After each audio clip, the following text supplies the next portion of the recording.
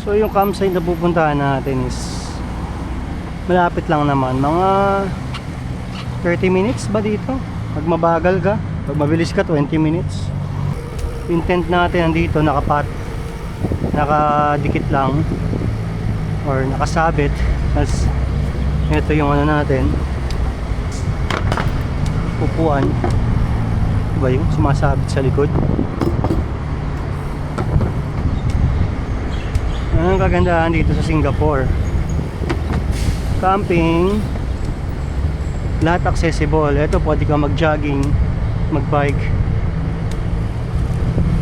Nakalimutan ko ang video. Nandito na pala tayo. So yan, may mga mangrove area din dito na pwede niyong pasyalan. Yan. Medyo maliblib yan sa loob na yan. Pero ito, buong ano naman to, buong area park. Malaki to. Daming manok dito. Yung buwisit na mga manok na yan. Yan, no? Yan yung mga maiingay kapag natutulog ako nung nakaraan eh. Oh. Alas 2 ng madaling araw eh, pumuputak. No, kailangan pala magmadali na ako dun sa kung saan ako magpipitch ng tent kasi baka gumabi na. Bagay, dumidilim naman dito mga 7. So 6 o'clock na, I still have enough time. Ito yan. Minsan doon ako nagpipitch ng tent. Ito nyo, lakas ng hangin, no? Oo.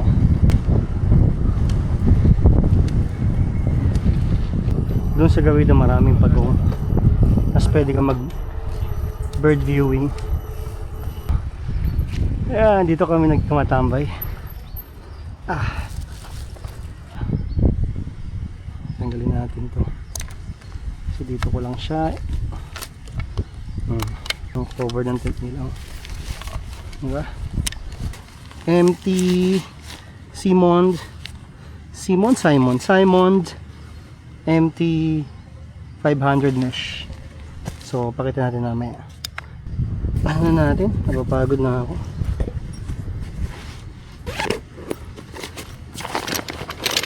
Ganda na to. Sobrang komportable. Medyo heavy nga lang kapag magbabike packing ka or what. Pero syempre okay lang. Basta komportable. Lagi na. That's it. Buo na yung upuan mo. And you put it here para hindi mawala. Dito, diba? Dito. Pakatibay niya talaga. Kailangan mo pa siyang ayan.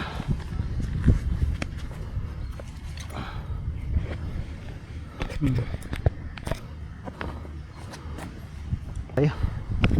Nakakapahinga na tayo. Diba? Kinuha ko lang sa Decathlon.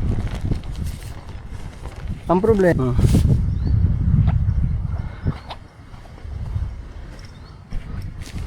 kunin natin to. Ito muna. Yung tent.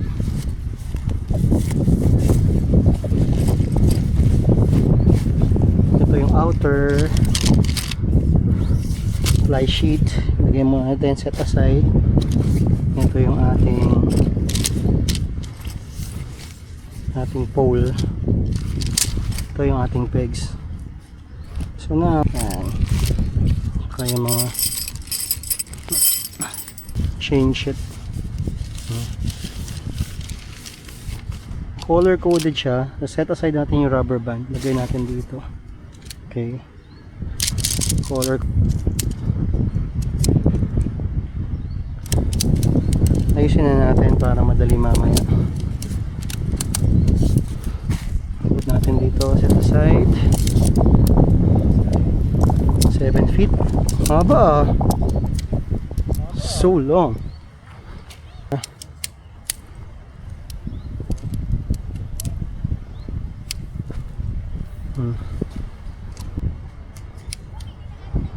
Igaganyan ko lang siya dito. And here, this one.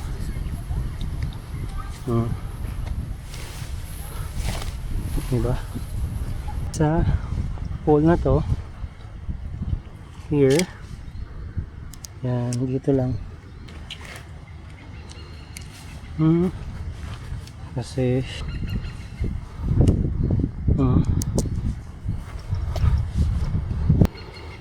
yan, so yun na siya, freestanding naman siya talaga. Tsaka ganyan lang siya dito. Bakit wala?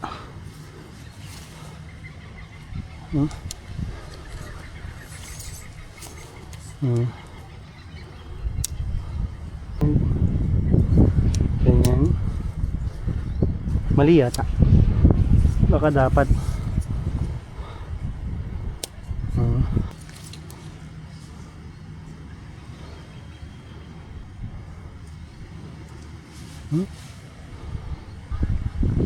So this one should be on top, I think. Should be on top. So tanggalin natin.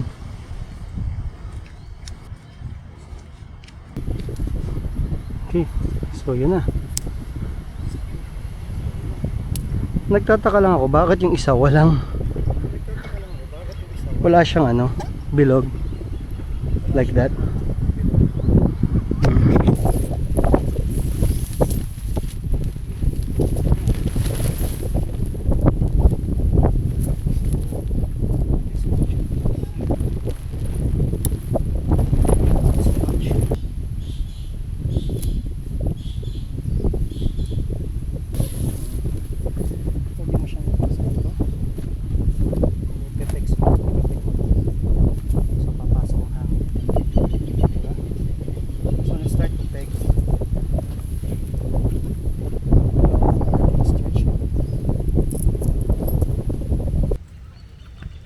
So basically, ito na yung setup. Diba? Ganoon naman siya sa loob. Mamaya na yung loob yan. Pero that's how it looks like sa loob. Yan, mukha naman komportable.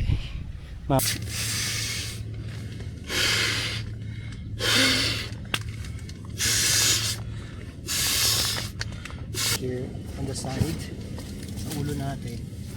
Di naka-ambalang dyan. So yun nga pala, ito natin may ground sheet made for this. Sakto lang to, ganda rin. And that's why I put it here. Ito may pocket sa side na yan. And then also this side, there's a pocket here. So this is my power bank. Lagay natin dito. Yan. Ito yung flashlight. Yan. Nung nakaraan hindi ako makatulog dito kasi sobrang init. So ngayon, what I did, meron tayong tada, we have a fan that we can put here. Shopee lang siya, Shopee fan, tsaka isang cloth table. So yung cloth table hindi dinadala ko kasi yun yung pwede sa bike packing. Yung fan na to actually may cable na siya, tapos ilalagay na sa power bank. Tapos bumili ko ng extra 5 meter na cable just in case gagamitin ko siya sa malaking tent. Nahang ko dito yung cable ng fan papunta dito sa may USB na sa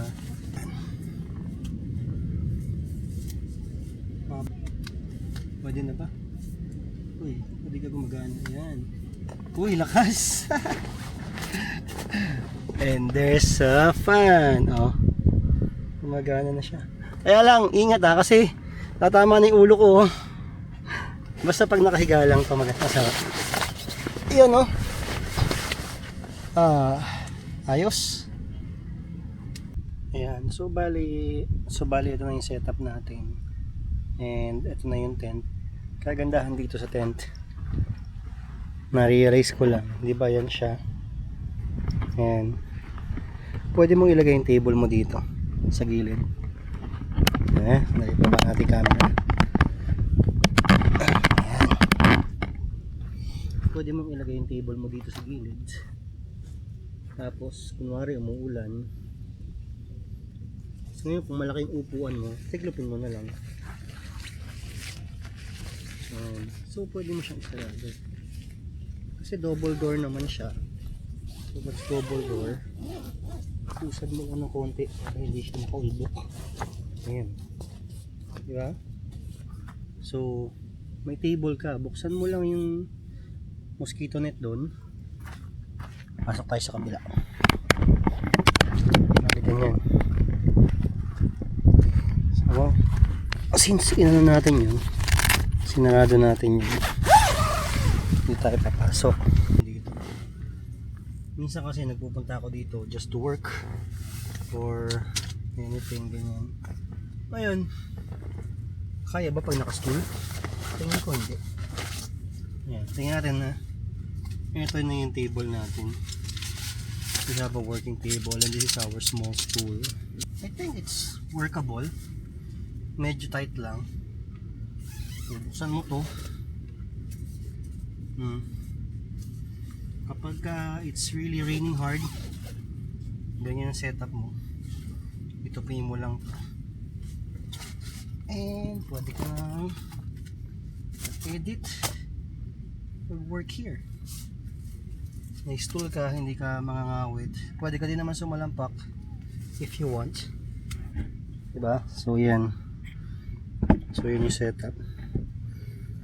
Nakaupo ako sa tent. Naka-stool tayo. Yan. So ito yung setup.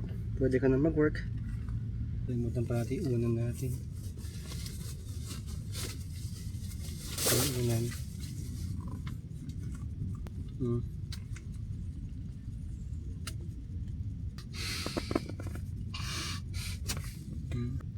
Ang comfy naman ng tent. Pagka lang sarado medyo mainit, pero okay lang naman. Mapasok yung hangin na gano'n. Sarado natin kasi actually hindi pa ako kompleto sa gamit talaga. Ito battery ng photography light. So para magamit natin dito sa electric fan. 10,000 mAh. Tingnan natin kung gaano tatagal ito.